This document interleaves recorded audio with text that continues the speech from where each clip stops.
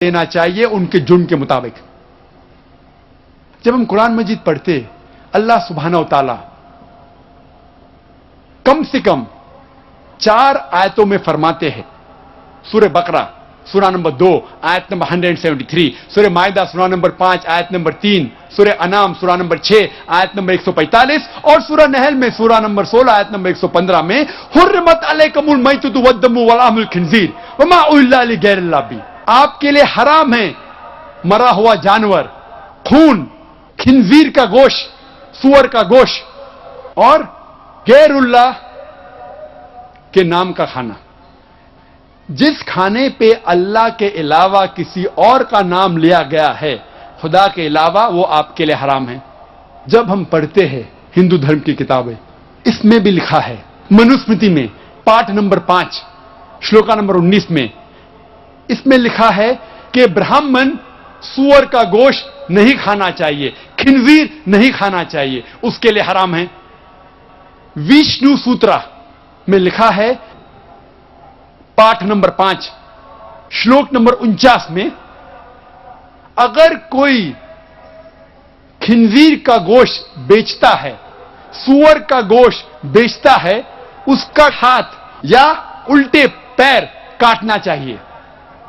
قرآن میں بھی لکھا ہے کہ سور کا گوشت کھانا حرام ہے، لیکن کہیں بھی نہیں لکھا ہے کہ اگر کوئی سور کا گوشت بیچتا ہے تو اس کے ہاتھ اور پیر کاٹنا چاہیے.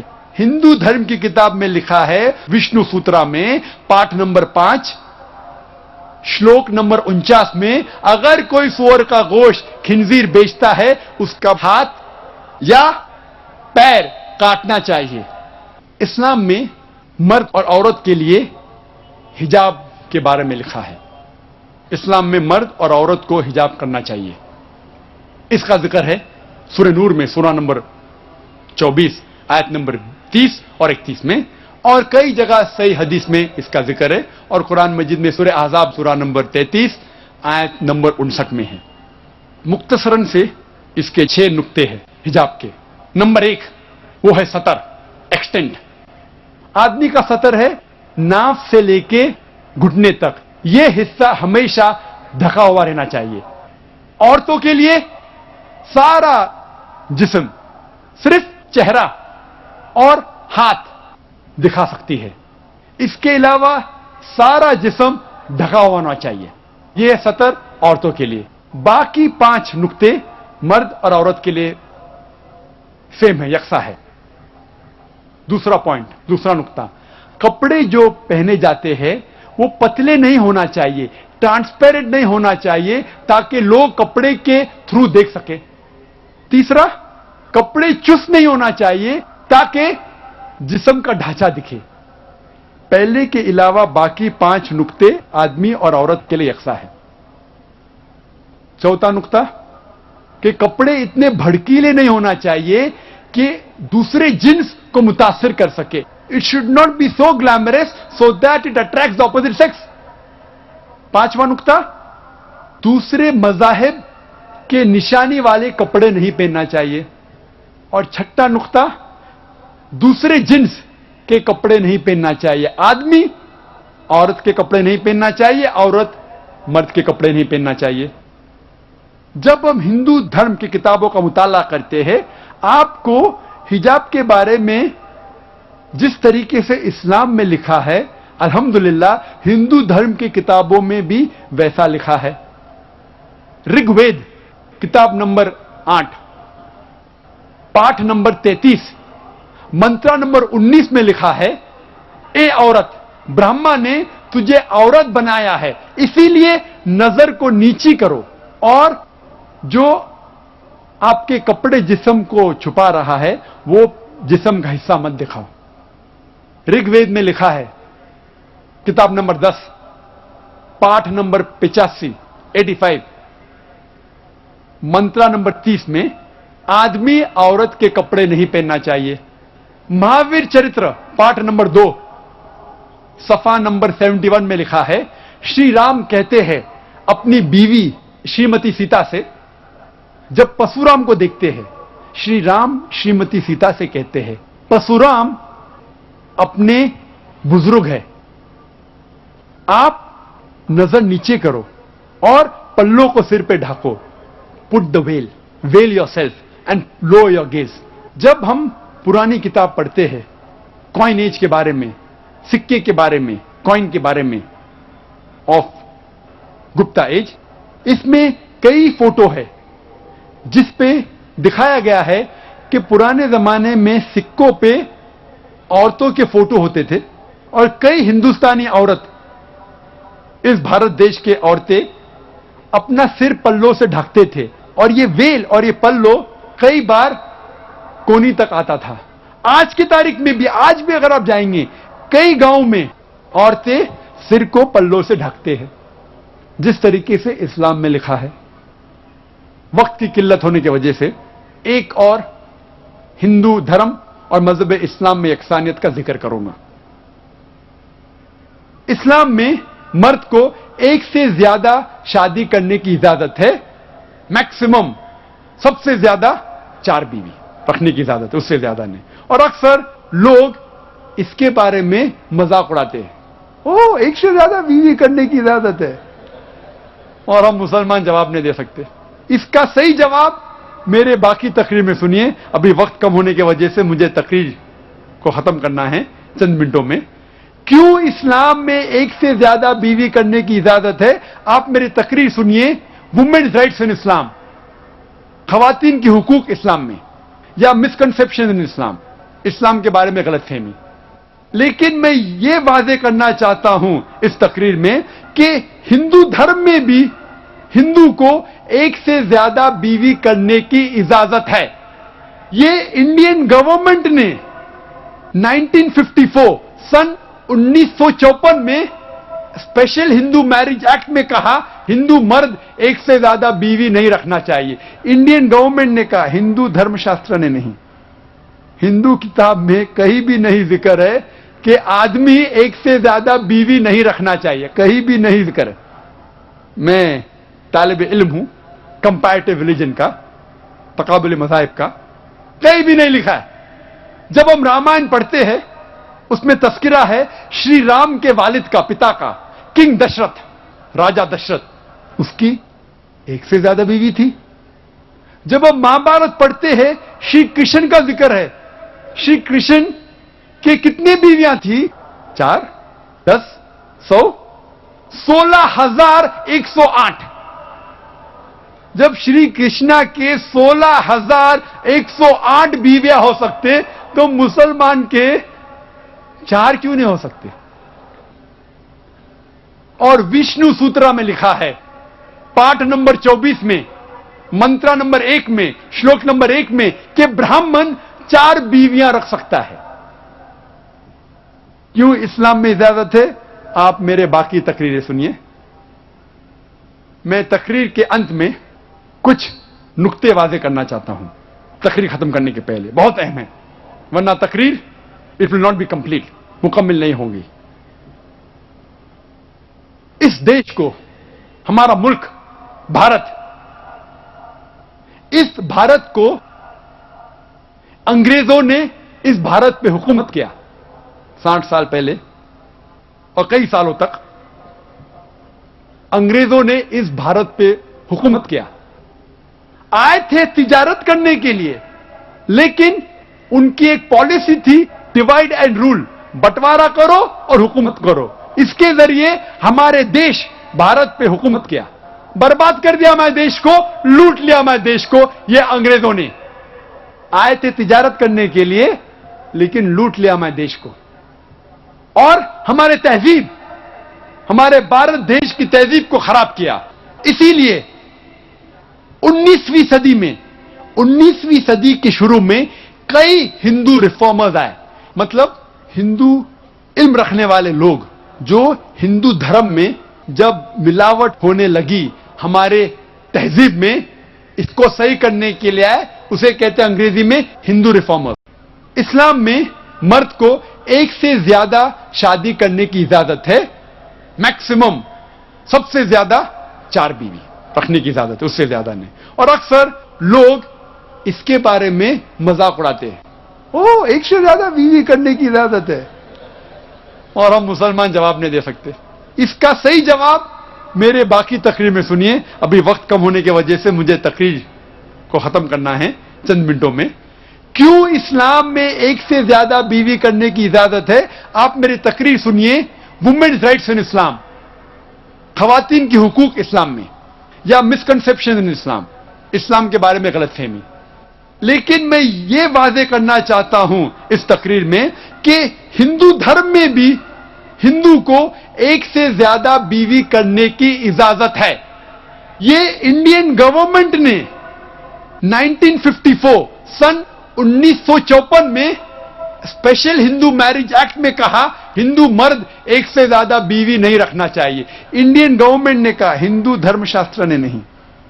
ہندو کتاب میں کہیں بھی نہیں ذکر ہے کہ آدمی ایک سے زیادہ بیوی نہیں رکھنا چاہیے، کہیں بھی نہیں ذکر ہے. میں طالب علم ہوں کمپیریٹو ریلیجن کا، تقابل مذاہب کا، کہیں بھی نہیں لکھا ہے. جب ہم رامائن پڑھتے ہیں اس میں تذکرہ ہے شری رام کے والد کا، پتا کا، کنگ دشرتھ، راجا دشرتھ، اس کی ایک سے زیادہ بیوی تھی. جب ہم مہابھارت پڑھتے ہیں شری کرشن کا ذکر ہے. شری کرشن کی کتنی بیویاں تھیں؟ 4، 10، 100، 16,108. جب شری کرشنا کے 16,108 بیویاں ہو سکتے تو مسلمان کے 4 کیوں نہیں ہو سکتے؟ اور وشنو سوترا میں لکھا ہے پاٹ نمبر 24 میں، منترا نمبر 1 میں، شلوک نمبر 1 میں کہ برہمن 4 بیویاں رکھ سکتا ہے. کیوں اسلام میں اجازت ہے؟ آپ میرے باقی تقریریں سنیے. میں تقریر کے انت میں کچھ نقطے واضح کرنا چاہتا ہوں تقریر ختم کرنے کے پہلے، بہت اہم ہے، ورنہ تقریر it will not be complete, مکمل نہیں ہوگی. اس دیش کو، ہمارا ملک بھارت، اس بھارت کو انگریزوں نے اس بھارت پہ حکومت کیا 60 سال پہلے، اور کئی سالوں تک انگریزوں نے اس بھارت پہ حکومت کیا. آئے تھے تجارت کرنے کے لیے، لیکن ان کی ایک پالیسی تھی ڈیوائڈ اینڈ رول، بٹوارا کرو اور حکومت کرو. اس کے ذریعے ہمارے دیش بھارت پہ حکومت کیا، برباد کر دیا ہمارے دیش کو، لوٹ لیا ہمارے دیش کو. یہ انگریزوں نے آئے تھے تجارت کرنے کے لیے لیکن لوٹ لیا ہمارے دیش کو، اور ہمارے تہذیب، ہمارے بھارت دیش کی تہذیب کو خراب کیا. اسی لیے 19ویں صدی میں، 19ویں صدی کے شروع میں کئی ہندو ریفارمرز آئے، مطلب ہندو علم رکھنے والے لوگ جو ہندو دھرم میں جب ملاوٹ ہونے لگی ہمارے تہذیب میں، اس کو صحیح کرنے کے لیے آئے. اسے کہتے ہیں انگریزی میں ہندو ریفارمرز. اور سب سے اول اور بہترین ریفارمر بہت فیمس ہے، اس کا نام ہے راجا رام موہن رائے. راجا رام موہن رائے کی پیدائش ہے 1772 کی، اور راجا رام موہن رائے نے مہارت پائی انگریزی زبان میں، پرشین میں اور عربی زبان میں. اور وہ سخت خلاف تھے ستی کے. عورت، بیوی اپنے آپ کو اپنے شوہر کے پیر پہ جب اسے جلایا جاتا ہے، جب اندر جاتی ہے جل جاتی ہے زندہ، اسے کہتے ہیں ستی، اس کے خلاف تھا. راجا رام موہن رائے نے کوشش کی اپنشد کو پھیلانے کی. انہوں نے کہا کہ اپنشد کے ٹیچنگز ہے، جو سکھایا گیا اپنشد میں، اس کے مطابق ہمیں زندگی جینا چاہیے. اور وہ سخت خلاف تھے بت پرستی کے. انہوں نے ایک کتاب لکھی سن 1803 میں، تحفہ الموحدین، ایک کتاب لکھی پرشین میں، تحفہ الموحدین. اس میں لکھا کہ بھگوان خدا ایک ہی ہے، بت پرستی غلط ہے. وہ پولیتھیزم، انیک خدا کے خلاف تھے، خدا صرف ایک تھا. انہوں نے کہا، اور اس کتاب میں لکھا کہ بت پرستی حرام ہے، اوتار غلط ہے، بھگوان اس زمین پہ روپ لے کے نہیں آتا ہے، انسان کا روپ دھارن کر کے نہیں آتا ہے. اور راجا رام موہن رائے نے لکھا کہ جات پات، کاسٹ سسٹم غلط ہے, اونچ نیچ جات پات غلط ہے. اور انہوں نے قائم کیا ایک ادارہ جس کا نام تھا برہمو سماج. اور برہمو سماج کے ٹرسٹ ڈیٹ میں راجا رام موہن رائے لکھتے ہیں کہ اس ٹرسٹ کے بلڈنگ میں کوئی بھی بت, کوئی بھی اسٹیچو, کوئی بھی اسکلپچر, کوئی بھی کارونگ, کوئی بھی فوٹو, کوئی بھی پینٹنگ اور اس کی جیسی چیز اس بلڈنگ میں نہیں آئیں گے. وہ اتنا خلاف تھے بت پرستی کے. اور برہمو سماج اور پھیلنے لگا اور اس کے کئی شاخے, many offshoots came of Brahmo Samaj. لیکن جتنے بھی شاخے بنے برہمو سماج کے, ان کے چند نقطے یکساں تھے. نمبر 1, وہ مانتے تھے کہ خدا ایک ہے, بھگوان ایک ہے. دے ور اگینسٹ پولیتھیزم, انیک بھگوان کے خلاف تھے. اس میں لکھا تھا کہ بت پرستی حرام ہے, غلط ہے. اس میں لکھا تھا کہ اوتار جیسی چیز, بھگوان انسان کا روپ دھارن کر کے دھرتی پہ نہیں آتے. کاسٹ سسٹم, جات پات کے خلاف تھے. Cycle of birth and rebirth optional تھا. آپ کو ماننے کا ہے تو مانو, نہیں ماننے کا ہے تو نہیں مانو, پنرجنم میں. راجا رام موہن رائے کے بعد آتے ہیں جسٹس رانا ڈے, بامبے کے تھے. انہوں نے قائم کیا پرارتھنا سماج. اور جو برہمو سماج میں سکھایا جاتا تھا اس میں بھی وہی تھا, بھگوان ایک ہے, انیک نہیں ہے, بت پرستی غلط ہے, اوتار غلط ہے, جات پاتی کے خلاف تھے. لیکن خصوصاً انہوں نے کہا کہ عورتوں کو تعلیم دینا چاہیے, اور عورتوں جب ان کے شوہر مر جاتے ہیں, جب ان کے پتی مر جاتے ہیں, انتقال ہوتا ہے, انہیں پھر سے شادی کرنا چاہیے. تاریخ کہتی ہے کہ اس کے بعد اور ایک گریٹ ہندو ریفارمر آئے, اس کا نام تھا سوامی دیانند سرسوتی. وہ گجراتی برہمن تھے اور انہوں نے قائم کیا آریہ سماج. اور آریہ سماج کے شاخے سب جگہ ہے, بمبے میں بھی ہے, پونا میں بھی ہے. اور انہوں نے قائم کیا 1875 میں. اور سوامی دیانند سرسوتی کہتے ہیں کہ ہمیں وید پہ توجہ دینا چاہیے, صرف وید کے اوپر عمل کرنا چاہیے, باقی کوئی کتابوں پہ نہیں, صرف وید. اور جو چیز وید سے ٹکراتی ہے اسے چھوڑ دینا چاہیے. اور سوامی دیانند سرسوتی نے بھی کہا کہ بھگوان خدا ایک ہے, بت پرستی غلط ہے, اوتار جیسی چیز نہیں ہے. اس کے بعد اور ایک گریٹ ہندو ریفارمر ہے سوامی وویکانندا. وہ سوامی راما کرشن کے شاگرد تھے اور نے قائم کی راما کرشن مشن. اور انہوں نے فیمس کیا ہندو دھرم ویسٹرن کنٹریز میں. وہ جاتے شکاگو اور وہ کانفرنس ورلڈ ریلیجنز کے, وہاں ذکر کرتے ہیں ہندو دھرم کے بارے میں. سوامی وویکانندا کہتے ہیں یہ لفظ ہندو غلط ہے, صحیح لفظ ہونا چاہیے ویدنتسٹ, کیونکہ ہمیں ویدا میں ماننا چاہیے. اور وہ وید کے سکھائے ہوئے چیزیں کو پھیلانے کی کوشش کی. ہمیں صرف وید پہ سب سے زیادہ توجہ دینا چاہیے, جو وید سے ٹکراتا ہے اسے چھوڑ دینا چاہیے. اور انہوں نے کہا کہ جتنا سب سے بڑا حصہ تھا وید کا وہ تو آج ہمارے پاس نہیں ہے, جو بھی کچھ ہے اس کے اوپر عمل کرنا چاہیے.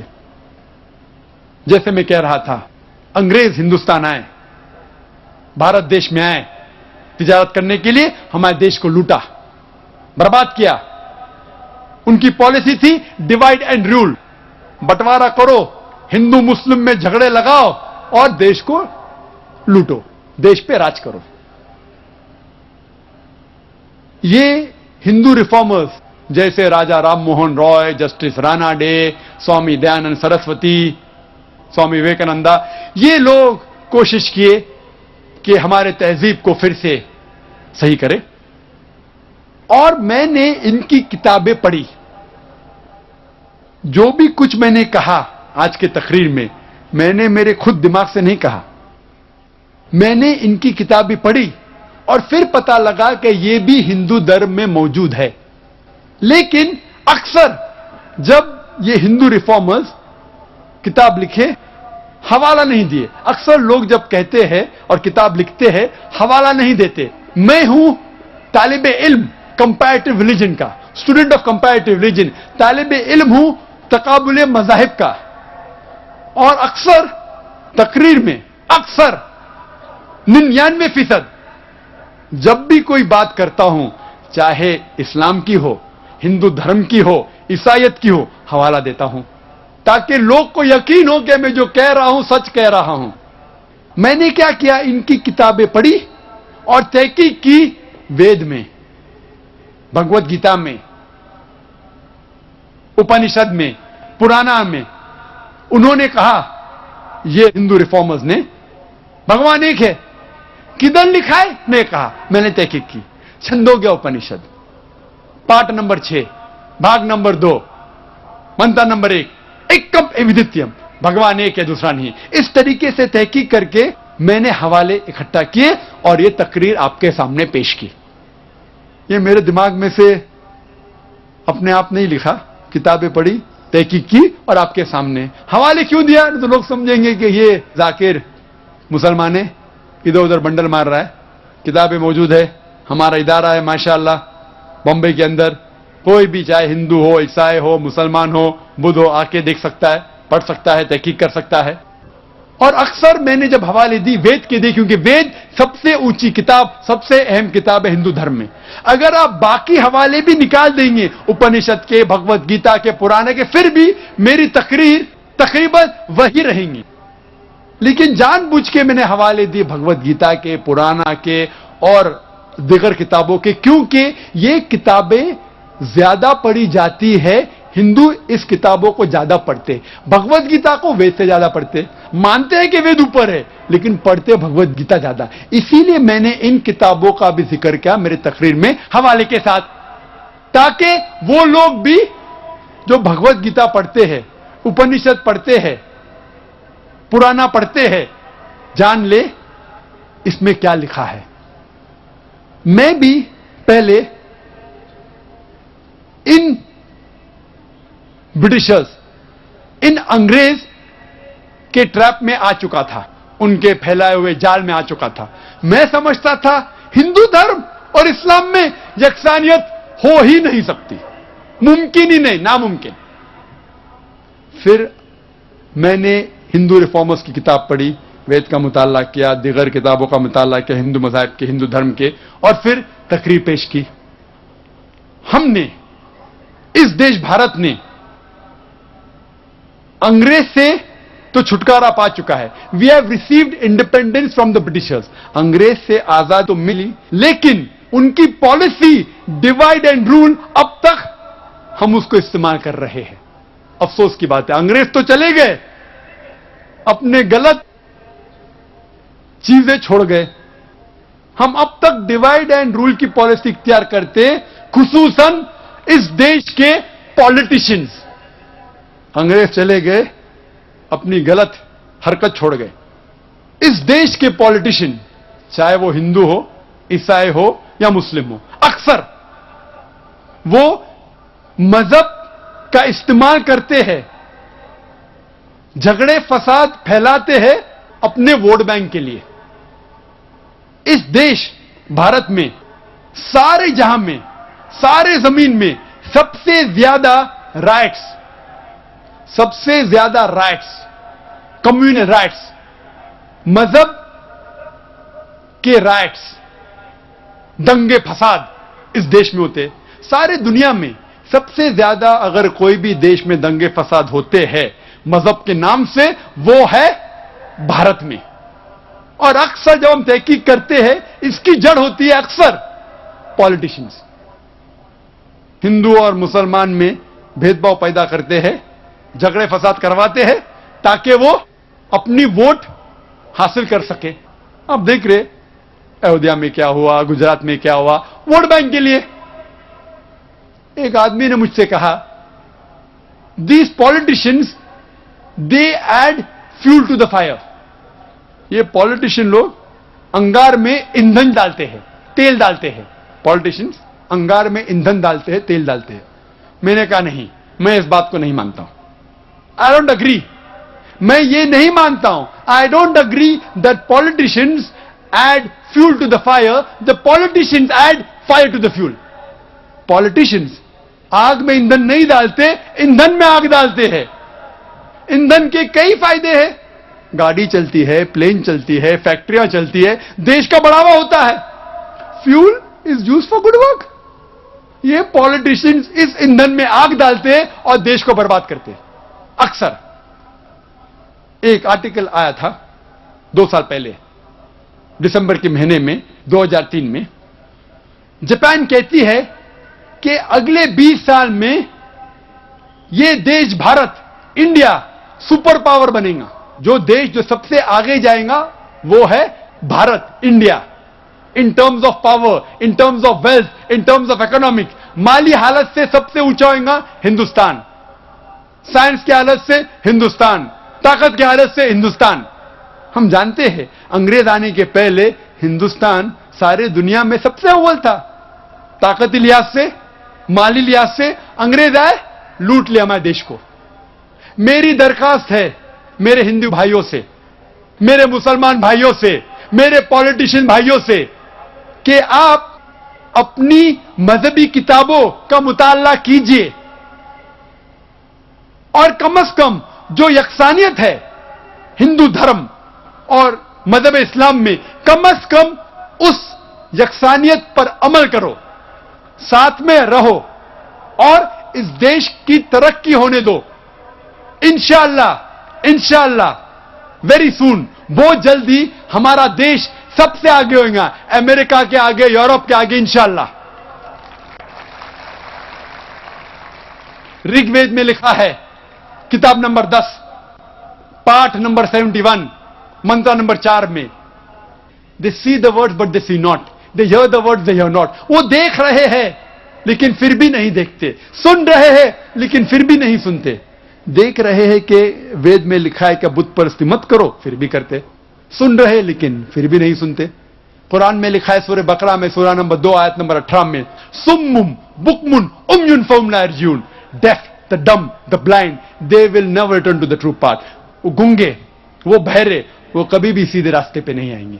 अक्सर धर्म के ठेकेदार, चाहे वो हिंदू धर्म के हो, ईसाई धर्म के हो या मुस्लिम धर्म के हो, इस्लाम धर्म के हो, धर्म के ठेकेदार जो धर्म अधिकारी होते हैं, अपने धर्म के ठेकेदार हिंदू धर्म के हो या इस्लाम मजहब के हो, वो नहीं चाहते कि उस धर्म के मानने वाले अपनी किताब पढ़े.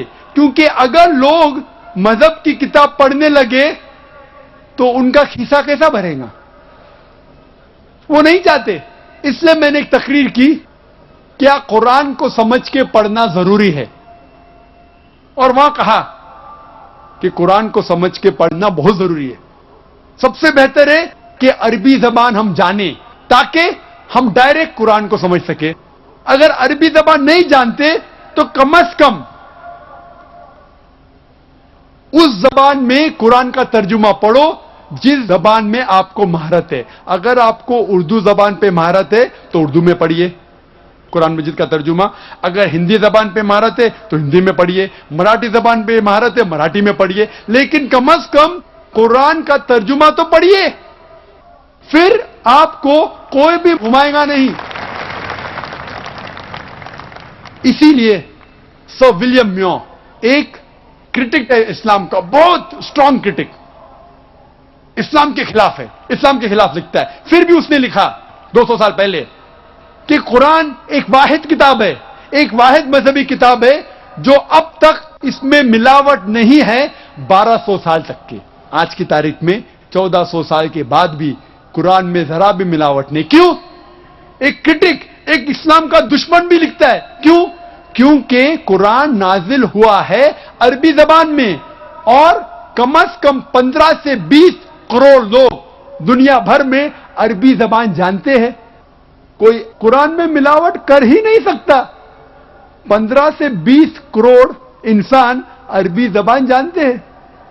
लेकिन दिगर मजाहिब की किताब जिस लैंग्वेज, जिस जबान में लिखी गई है वो डेड लैंग्वेजेस है, मरी हुई जबान है. Hardly handful of them know, चंद लोग सिर्फ जानते हैं. तो मिलावट करना बहुत आसान है.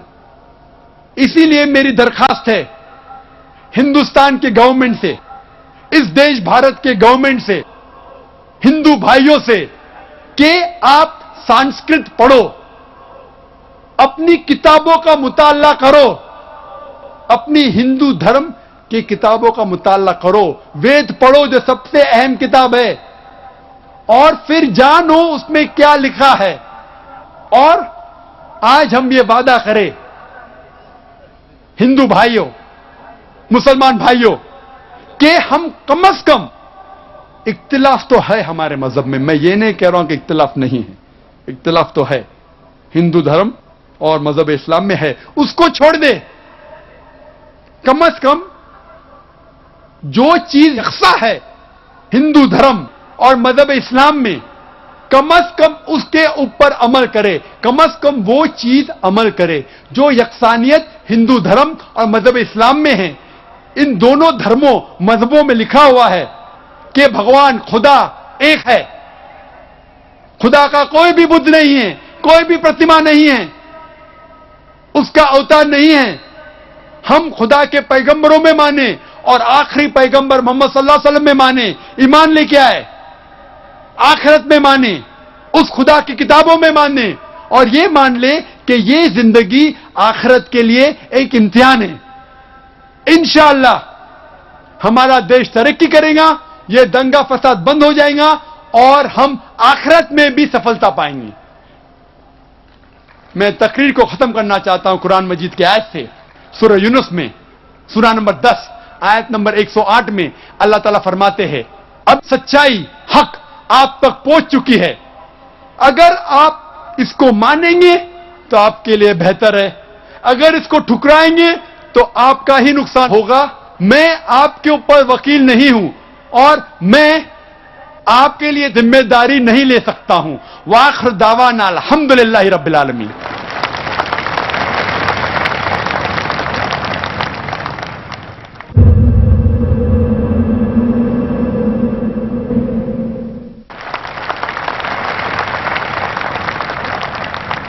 خواتین و حضرات, اب اس جلسے کا دوسرا دلچسپ پہلو جو ہے اور دوسرا جو سیشن ہے وہ سوالات و جوابات کا سیشن ہے.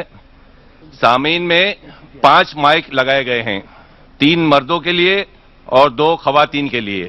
اگر سوال پوچھنے والوں میں کوئی غیر مسلم یعنی نان مسلم ہو تو انہیں پہلی ترجیح دی جائے گی. انہیں سب سے پہلے سوال کرنے کی اجازت ہوگی. تو میں تمام ہندو بھائی, کرسچن بھائی جو ادھر یہاں موجود ہیں وہ سامنے آ سکتے ہیں, ان کو پہلے پریفرنس دیا جائے گا, اور ان کے لیے قطار کی بھی پابندی نہیں ہے. یہ ہدایت تمام 5 مائک کے لیے ہے. اب میں سوالات کا سلسلہ شروع کر رہا ہوں. مائک نمبر 1 پر جو صاحب کھڑے ہیں وہ اپنا سوال پوچھیں. My name is Kamal Kishore Pal and I am a student from Scholar Beck in this campus. And my question for you is, according to Islam, it is said that God has created human beings who would worship Him. But what is the reason behind creating human beings even though He had so many worshippers in the form of angels? ہمارے ہندو بھائی نے بہت اچھا سوال پوچھا ہے. اس نے کہا کہ خدا نے انسان کو بنایا ہے تاکہ وہ خدا کی عبادت کر سکے. ایسا ہی کہا گیا ہے قرآن میں بھی, سورہ دھریات میں سورہ نمبر 51 آیت نمبر 56 میں, وما خلقت الجن والانس الا لیعبدون. اللہ تعالیٰ فرماتے کہ ہم نے جن اور انسانوں کو بنایا ہے صرف اللہ کی عبادت کے لیے. تو سوال ہے ہندو بھائی کا, بہت اچھا سوال ہے کہ اللہ تعالیٰ کو عبادت کی ضرورت کیا ہے؟ اتنی چیز ہے, فرشتے ہیں, تو انسان اللہ کی عبادت کیوں کرے؟ کیا اللہ کو ضرورت ہے؟ بہت اچھا سوال ہے, بہت اہم سوال ہے. مثال کے طور پہ ہم کہتے ہیں اللہ اکبر, اللہ بڑا ہے, اللہ مہان ہے. ہم اللہ مہان بولنے سے اللہ مہان نہیں ہو جاتا ہے. ہم بولے یا نہ بولے اللہ مہان ہے, اللہ اکبر ہے. ہم چاہے بولے یا نہ بولے اللہ کو فرق نہیں پڑتا. اگر ہم نہیں کہیں گے اللہ اکبر تو کیا اللہ نیچے ہو جائیں گا, اللہ کم ہو جائے گا؟ نہیں. کیوں ہم کہتے ہیں کہ اللہ مہان ہے؟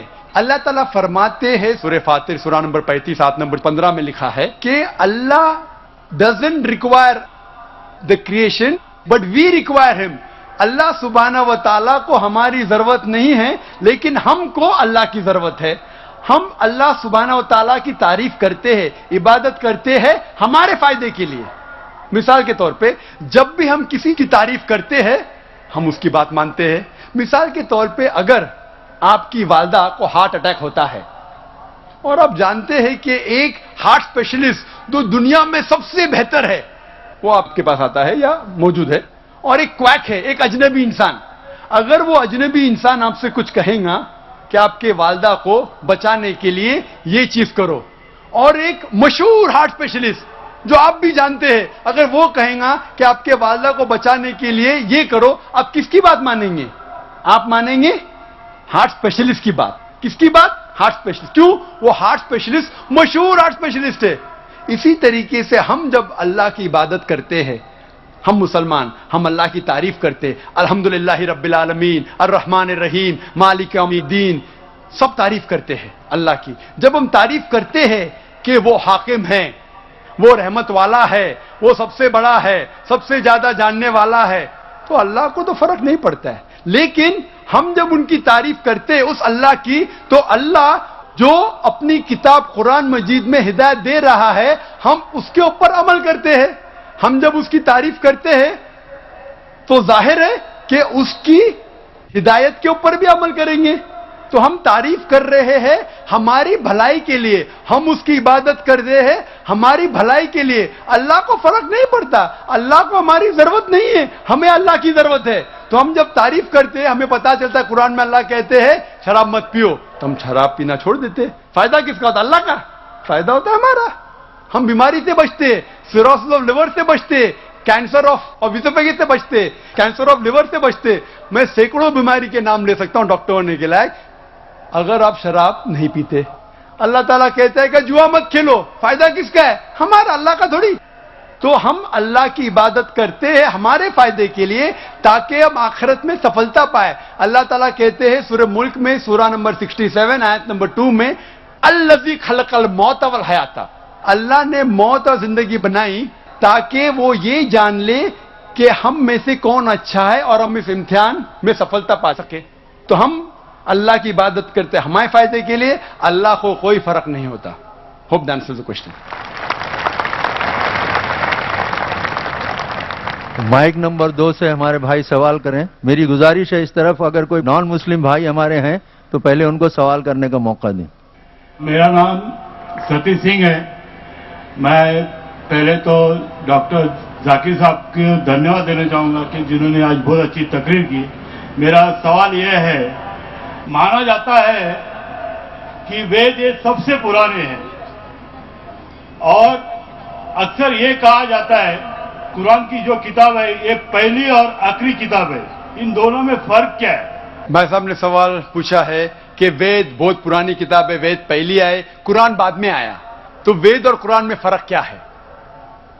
اور اب یہ بھی پوچھ سکتے ہیں کہ کیا ہم کہہ سکتے ہیں کہ وید خدا کا کلام ہے؟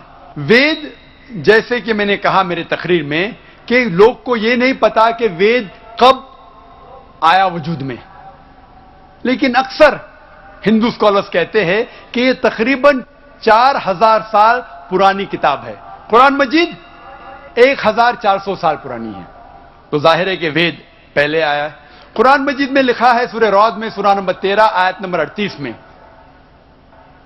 لِكُلِّ اجلٍ کتاب، ہر دور میں اللہ نے ایک کتاب نازل کی. نام سے صرف 4 کتابوں کا ذکر ہے، توراہ، زبور، انجیل اور قرآن. توراہ وہ وحی ہے، وہ کتاب ہے جو اللہ تعالیٰ نے موسیٰ علیہ السلام پہ نازل کی. زبور وہ کتاب ہے، وہ وحی ہے جو داؤد علیہ السلام پہ نازل کی. انجیل وہ کتاب، وہ وحی ہے جو اللہ سبحانہ و تعالیٰ نے عیسیٰ علیہ السلام پہ نازل کی. اور قرآن مجید اللہ سبحانہ و تعالیٰ کی آخری کتاب، آخری وحی ہے جو آخری پیغمبر محمد صلی اللہ علیہ وسلم پہ نازل کی. لیکن نام سے صرف 4 کتابوں کا ذکر ہے قرآن میں، لیکن قرآن میں لکھا ہے کہ اللہ تعالیٰ نے کئی کتابیں بھیجی، صحف ابراہیم اور کئی کتابیں. تو آپ کا سوال ہے وید اور قرآن میں فرق کیا ہے؟ جتنے بھی کتابیں قرآن مجید کے پہلے آئے وہ صرف اپنے لوگوں کے لیے آئے تھے، اور وہ سارا پیغام جو کتاب میں لکھا ہے اس کتاب میں وہ محدود تھا صرف ایک وقت کے لیے. مثال کے طور پہ انجیل نازل کیا اللہ نے عیسیٰ علیہ السلام پر، صرف تھا بنی اسرائیل کے لیے، سارے انسانیت کے لیے نہیں تھا. لیکن کیونکہ قرآن مجید آخری کتاب ہے اللہ کی، وہ صرف مسلمانوں یا عربوں کے لیے نہیں، سارے انسانیت کے لیے ہے۔ پہلا نقطہ یہ جاننا چاہیے کہ وید کا ذکر قرآن میں نہیں ہے لفظ سے۔ یہ کہا گیا ہے کہ ہر دور میں کتاب آئی، تو ظاہر ہے کہ ہندوستان میں بھی شاید کوئی کتاب آئی۔ کون سی کتاب ہے ہمیں نہیں پتا۔ وید کا ذکر نہ قرآن میں ہے نہ صحیح حدیث میں، لیکن اسی لیے میں یہ نہیں کہہ سکتا ہوں کہ وید خدا کا کلام ہے، 100% نہیں کہہ سکتا ہوں، کیونکہ نام سے وید کا ذکر قرآن میں موجود نہیں۔ میں یہ کہہ سکتا ہوں کہ ہو سکتا ہے، میں بھی وید خدا کا کلام ہے، ہو سکتا ہے، نہیں بھی ہو سکتا، مجھے نہیں پتا۔ لیکن اگر وید اللہ کا کلام تھا، اگر مان لو بحث کے طور پہ، if we agree for sake of argument، کیا وید خدا کا کلام ہے، تو صرف وہ اس وقت کے لیے تھا اور ان لوگوں کے لیے تھا، آج کے لیے نہیں۔ آج ہمیں ماننا چاہیے آخری کلام، آخری کتاب قرآن مجید میں۔ وید اگر مان لو خدا کا کلام تھا بھی تو صرف اس وقت کے لیے تھا اور ان لوگوں کے لیے تھا، اور جتنے بھی کتابیں قرآن مجید کے پہلے آئے اس میں ملاوٹ ہو چکی ہے، چاہے وہ بائبل ہو، چاہے وہ وید ہو۔ ہندو دھرم کے اسکالرز کہتے ہیں وید میں بہت ملاوٹ ہے، وید میں کئی چیزیں ہیں جو میں مان نہیں سکتا صحیح ہے، کتنے ان سائنٹیفک چیزیں ہیں، کانٹرڈکشنز ہے۔ تو میں ڈاکٹر ہونے کے لحاظ سے یہ نہیں مان سکتا ہوں، یہ غلطیاں خدا کے نام پہ نہیں لکھ سکتا ہوں۔ میں نے میرے تقریر میں صرف وید کی اچھی باتیں بیان کی، جو باتیں قرآن سے ملتی ہے۔ قرآن کے اور ایک نام ہے فرقان۔ فرقان مطلب حق اور باطل کے درمیان فرق کرنے کی کتاب۔ تو جو چیز قرآن سے ملتی ہے ہمیں کوئی اعتراض نہیں ماننے کے لیے کہ یہ پورشن، یہ بھاگ وید کا خدا کی طرف سے ہے۔ لیکن پوری کتاب، جتنے بھی کتابیں قرآن کے پہلے آئے، دور کے وجہ سے، سال گزرنے کے وجہ سے ان میں ملاوٹ آ چکی ہے۔ لیکن قرآن میں اللہ تعالیٰ فرماتے سورہ ہجر میں، سورہ نمبر 15 آیت نمبر 9 میں، ہم نے قرآن نازل کیا اور ہم قرآن کی حفاظت کریں گے۔ اسی لیے وید اگر خدا کی کتاب تھی اس وقت کے لیے تھی، ان لوگ کے لیے تھی۔ آج ہمیں ماننا چاہیے آخری کتاب قرآن مجید، چاہے آپ سعودی میں جی رہے ہیں یا امریکہ میں یا ہندوستان میں یا پاکستان میں، آپ کو ماننا چاہیے آخری کتاب اللہ کی، خدا کی قرآن۔ اسی طریقے سے ایک شخص نے مجھ سے پوچھا تھا کیا ہم مان سکتے ہیں کہ شری رام اور شری کرشن خدا کے بھیجے ہوئے پیغمبر ہے؟ قرآن میں آتا ہے سورہ فاتر سورہ نمبر 35 آیت نمبر 24 میں کہ اللہ نے ہر قوم کے پاس ایک پیغمبر بھیجا ہے۔ نام سے صرف 25 پیغمبروں کا ذکر ہے قرآن میں، صرف 25۔ لیکن ہمارے آخری پیغمبر محمد صلی اللہ علیہ وسلم کہتے ہیں کہ اللہ نے اس زمین پہ 1,24,000 پیغمبروں کو بھیجے ہیں، نام سے صرف 25 کا ذکر ہے۔ تو اگر کوئی شخص مجھ سے پوچھتا ہے کہ شری کرشن یا شری رام کیا پیغمبر ہو سکتے ہیں خدا کے، تو میں یہ کہہ سکتا ہوں کیونکہ ان کا نام قرآن میں موجود نہیں ہے، ہو بھی سکتے ہیں، نہیں بھی ہو سکتے ہیں۔ کچھ لوگ کہتے ہیں رام علیہ السلام، رام علیہ السلام میں نہیں کہہ سکتا، وہ پیغمبر ہو بھی سکتے، نہیں بھی ہو سکتے۔ لیکن اگر وہ پیغمبر تھے تو صرف اس وقت کے لیے تھے اور ان لوگوں کے لیے تھے۔ جتنے بھی پیغمبر، آخری پیغمبر محمد صلی اللہ علیہ وسلم کے پہلے آئے، صرف ان لوگوں کے لیے تھے۔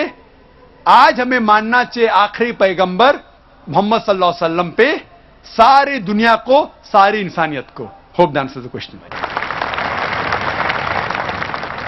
I am Kalpana and I am an engineer by profession. Zakir Naik, in your speech you have mentioned that Hindu is a geographical definition. Then is it okay to call Muslim as a Hindu? Rather, I would like to ask whether a Muslim would like to be called as a Hindu. بہن نے اچھا سوال پوچھا ہے کہ ہندو ایک geographical definition ہے، تو کیا میں پسند کروں گا اپنے آپ کو ہندو بولنا؟ کیا مسلمان اپنے آپ کو ہندو بول سکتے؟ جیسے میں نے کہا ہندو کے 2 ڈیفینیشن ہیں۔ جیوگرافیکل وائز بے شک میں ہندو ہوں کیونکہ میں بھارت دیش میں رہتا ہوں۔ جیوگرافیکل ہندو کے معنی وہ شخص جو ندی سندھو یا ندی اندس کے پاس رہتا ہے اور میں اس دیش میں رہتا ہوں اور میں گرو سے کہہ سکتا ہوں کہ میں انڈین ہوں. I am proud to be an Indian. اگر میں اس کا ترجمہ کرتا ہوں تو جغرافیکلی میں ہندو ہوں, لیکن ریلیجیسلی اگر آپ مجھ سے پوچھتے ہیں کیا میں ہندو ہوں, کیا میں ہندو دھرم کی کتابوں میں مانتا ہوں, ساری چیزوں پہ عمل کرتا ہوں, تو میں دھارمک طور سے ہندو نہیں ہوں. کیونکہ میں مطالعہ کر چکا ہوں, اس میں کئی چیزیں صحیح بھی, کئی غلط بھی ہے, کئی ٹکراؤ ہے, تو اس کو میں قبول نہیں کر سکتا. تو جغرافیکلی میں ہندو ہوں, دھارمک طور سے میں ہندو نہیں ہوں. جغرافیکلی میں ہندو ہوں اور ساتھ ساتھ مذہبی میں مسلم ہوں, کیونکہ میں ساری خواہشات, ساری رضا میری اللہ کے حوالے کر چکا ہوں, اسے کہتے ہیں مسلم. So I am a Muslim religiously. Geographically, I am an Indian, which you can say geographically I am a Hindu, but not religiously. Hope that answers the question. Hello, I am Rubina Attar, and my question to you is, though there are many similarities in Islam and Hinduism, when a Muslim girl marries a Hindu boy, it is not accepted by our society. Though she might succeed in bringing him to Islamic way of living. Yet, when a Muslim boy marries a Hindu girl, converts her to Islam, but later on she never accepts Islamic etiquettes, so what should be done? Please, can you suggest steps or measures which should be there in such marriages? بہن نے سوال پوچھا ہے کہ جب ایک مسلم مرد ہندو عورت سے شادی کرتا ہے اور اسے کنورٹ کرتا ہے, بھلے وہ اسلام مذہب کو فالو نہ کر سکے تو بھی کوئی تکلیف نہیں, لیکن جب ایک مسلمان خواتین ایک ہندو مرد سے شادی کرتی ہے تو ایکسیپٹڈ نہیں ہے. یہ غلط فہمیاں ہیں. صحیح میں ہمیں دیکھنا چاہیے کہ قرآن میں کیا لکھا ہے. قرآن میں لکھا ہے سورہ بقرہ میں, سورہ نمبر 2 آیت نمبر 221 میں, کہ اے مومنو, اے مسلمانوں, کوئی بھی مشرک عورت سے شادی مت کرو جب تک وہ ایمان نہ لائے. ایک مسلمان عورت, ایمان والی عورت, چاہے وہ کتنی بھی بدصورت ہو, چاہے وہ جھاڑو والی ہو, وہ ایک مشرک سے بہتر ہے. اگر آپ کو کوئی مشرک یا مومنہ سے شادی کرنا ہے تو قرآن میں لکھا ہے کہ مومنہ سے کیجئے, مسلم عورت سے کیجئے. اگر مشرک ہے تو جب تک وہ ایمان نہ لائے اس سے شادی کرنا حرام ہے.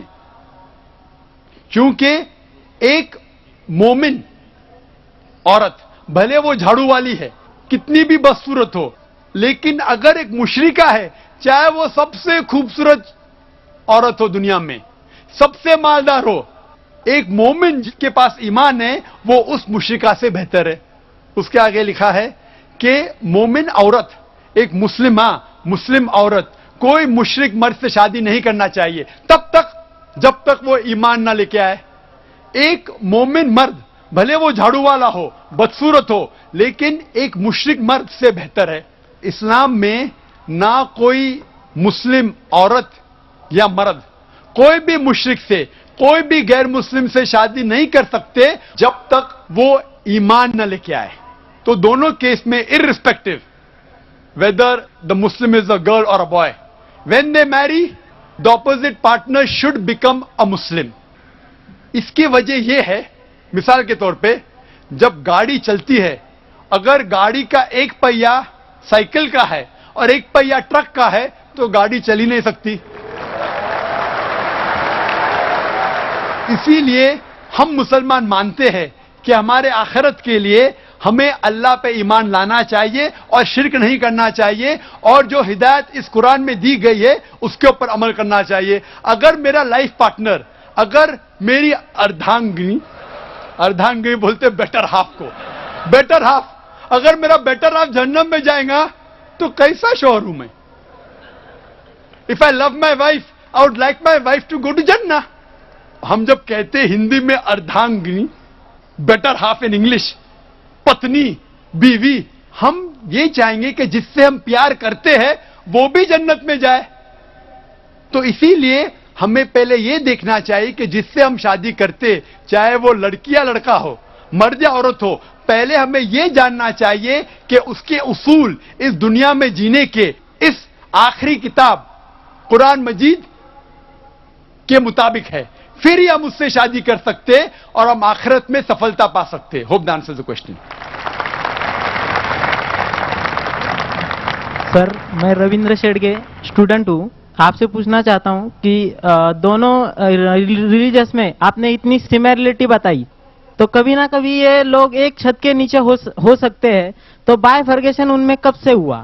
بھائی صاحب نے اچھا سوال پوچھا کہ اتنے سملیرٹیز ہے ہندو دھرم اور مذہب اسلام میں, تو یہ بائیفرکیشن کب ہوا؟ ایک چھت میں کیوں نہیں رہ سکتے تھے؟ یہ بائیفرکیشن کیا انگریز نے. میں نے تقریر کے آخر میں کہا تھا یہ انگریز اس کے ذمہ دار ہے, ان کی پالیسی تھی ڈیوائڈ اینڈ رول. نہیں تو عام طور پہ میرے بہت سے ہندو دوست ہیں, ہندو بھائی میرے دوست ہیں, کبھی مجھ سے نفرت نہیں کرتے. کئی ہندو مجھے ٹی وی پہ دیکھتے, میں ہندوازم کے بارے میں تقریر کرتا ہوں, جب مجھے دیکھتے تو میری عزت کرتے.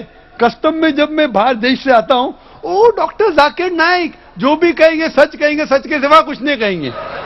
جیسے کہ میں کورٹ میں جا کے کتاب کے اوپر ہاتھ رکھ رہا ہوں, وہ جانتے ہیں میں مسلمان ہوں, میری ٹوپی, میری داڑھی, کوئی بھی مجھ سے یہ نہیں کہے گا کہ میں ہندو دھرم کا ماننے والا ہوں, لیکن میری عزت کرتے. کیوں؟ کیونکہ میں حق کی بات کرتا ہوں. یہ انگریز لوگ نے چنگاری ڈالی اور ہمیں بٹوایا, لیکن وہ ذمہ دار ہے, دوسرے ذمہ داری ہماری بھی ہے. اگر کوئی ہم میں جھگڑا پیدا کرنا چاہتا ہے اور ہم اس کے جال میں آ جاتے تو غلطی ہماری بھی ہے. انگریز تو چلے گئے لیکن اپنی غلط چیزیں چھوڑ گئے. اسی لیے میں کہتا ہوں پالیٹیشین سے, آپ دنگے فساد کیوں کرتے؟ لیکن میری یہ درخواست ہے کہ کم از کم آپ اپنی دھرم کی کتاب کو پڑھو. اختلاف ہے, میں یہ کہوں گا کہ ہندو دھرم اور مذہب اسلام میں اختلاف نہیں ہے تو میں سب سے بڑا جھوٹا ہوں. انٹرفیتھ ڈائلاگ ہوتے, سارے سرو دھرم ایک. وہ ہندو آ کے کہتا ہے کہ ہندو بھی صحیح, عیسائی بھی صحیح, اسلام بھی صحیح. عیسائی پریسٹ آ کے کہتا ہے سارے دھرم ایک ہے, ہندو بھی ایک ہے, کرسچینٹی بھی ایک ہے, اسلام بھی ایک ہے. کوئی مسلم کو پکڑتے بکرے کو اسٹیج پہ لے کے آتے, وہ مسلم بھی کہتا ہے سارے دھرم ایک ہے, ہندو بھی ایک, کرسچینٹی بھی ایک اور اسلام بھی ایک. میں کہوں گا وہ ہندو پنڈت سے کیا آپ اسلام قبول کریں گے؟ وہ کہیں گا نہیں. وہ کرسچن سے کہیں گا کیا آپ ہندو بنیں گے؟ وہ کہیں گا نہیں. میں کہوں گا مسلمان